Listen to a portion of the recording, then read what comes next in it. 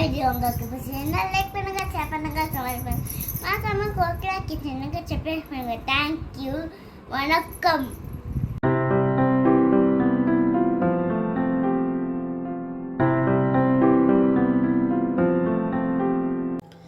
Hello hi, welcome to Kokila's kitchen. இன்றைக்கி நம்ம கிச்சனில் இந்த பலாக்காய் வச்சு 65 தான் பார்க்க போகிறோம். ஏற்கனவே இதில் வந்து நம்ம வறுவல் பார்த்தாச்சு. அதில் செஞ்சுட்டு இருந்த பேலன்ஸ் தான். சரி, அப்படியே 65 போட்டுடலான்ட்டு தான் நான் எடுத்திருக்கேன். இப்போ வந்துட்டு இது பேக் சைடு இந்த தோல் இருக்குது இல்லையா, கையில் தேங்காய் அப்ளை பண்ணிவிட்டு இந்த தோல் எல்லாத்தையும் நம்ம வந்து சீவி எடுத்துக்கணும். நீங்கள் எந்த ஆயில் வேணாலும் அப்ளை பண்ணிக்கலாம். ஆனால் ஆக மொத்தம் ஏதோ ஒரு ஆயில் வந்து கையில் அப்ளை பண்ணிக்கோங்க. ஏன்னா வந்து இதில் பால் இருக்கும், அது வந்துட்டு நமக்கு கையிலெல்லாம் பிசு பிசுன்னு ஒட்டும். இப்போ இந்த மேலே இருக்க தோலை வந்து நான் சீவி எடுத்துகிட்டு வந்துடுறேன். இப்போது தோல் எல்லாம் நல்லா சீவி எடுத்தாச்சு. இதை வந்து நம்ம குட்டி குட்டியாக கட் பண்ணி எடுத்துக்கலாம். நான் இது எல்லாத்தையும் கட் பண்ணி எடுத்துகிட்டு வரேன். இப்போ இது எல்லாத்தையும் நான் குட்டி குட்டியாக கட் பண்ணிட்டேன்.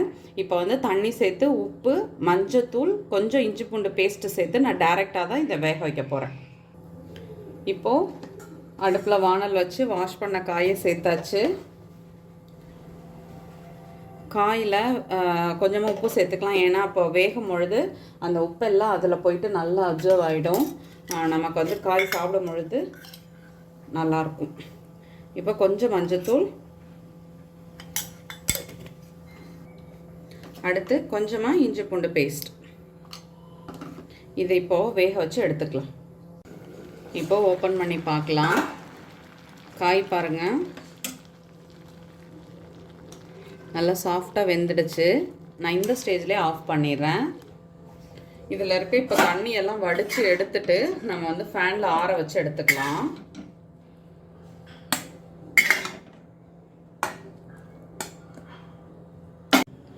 இப்போது இந்த பலாக்காய் வந்து நல்லா ஆறி போயிருக்குது. நான் வந்து 1 ஸ்பூன் அளவு 65 மசாலா தான் இருக்கிறேன். நீங்கள் எந்த பிராண்ட் வேணாலும் எடுத்துக்கலாம்.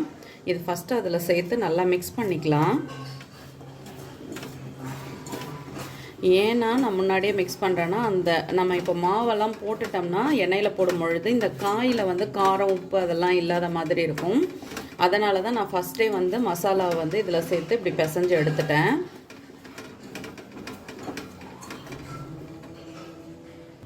இப்போ இங்கே என்னென்ன மாவு எடுத்துருக்கேன்னா அரிசி மாவு, மைதா மாவு, கார்ன்ஃப்ளவர் எல்லாமே இதில் வந்துட்டு ஈக்குவலாக தான் எடுத்திருக்கேன்.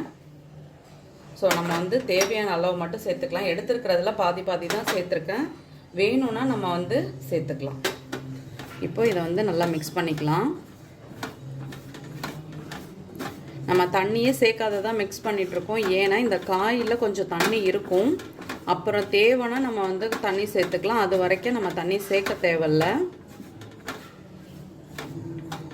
இதில் வந்து கொஞ்சமாக கசூரி மேத்தி, அதை வந்து நல்லா க்ரஷ் பண்ணி போட்டுக்கோங்க. இப்போ கொஞ்சம் கொஞ்சமாக தண்ணி தெளித்து இதை வந்து பிசைஞ்சிக்கலாம். நிறைய தண்ணி ஆட் பண்ண வேண்டாம், கொஞ்சமாக. இந்த காயில் அந்த மாவெல்லாம் ஒட்டணும், அவ்வளோதான்.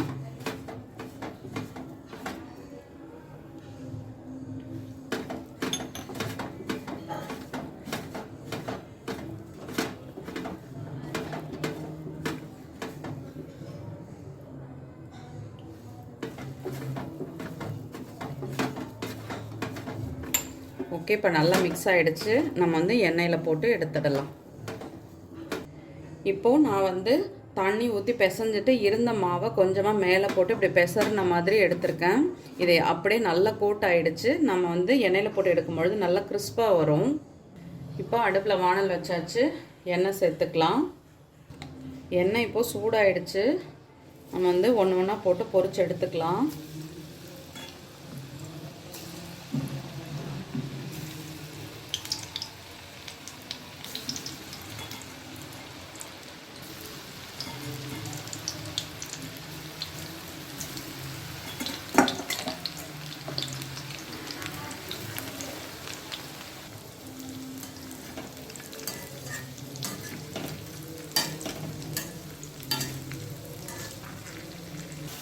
இங்கே பாருங்கள், நல்லா கிறிஸ்பாக சூப்பராக பொரிஞ்சு வந்துடுச்சு.